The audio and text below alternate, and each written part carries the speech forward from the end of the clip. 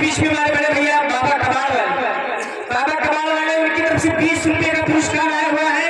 बाबा कबाड़ वाले कहाँ के निवासी हैं, कहाँ के रहने वाले, यहीं के निवासी हैं, हाजीर बाजार के निवासी हैं। हाँ, उनकी तरफ से 20 रुपए का पुरस्कार। लेकिन कहना है, क्या कहना है, कौना भाव में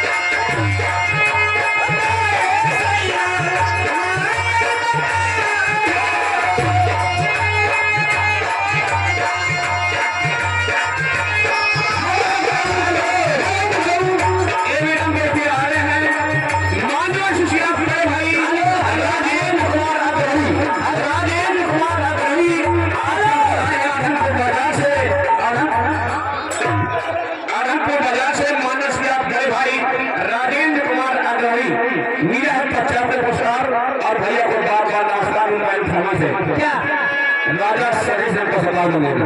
अच्छा ठीक है, हो जाएगा। लेकिन हमसे एक नाम बताने में गलती हो गई है। जो 20 रुपए का पुरस्कार लेकर आए थे बाबा कबाड़ वाले हैदराबाद के निवासी हैं, हैदराबाद के निवासी हैं। लेकिन कहना है ये फरमाइश है कि छाने छाने बदले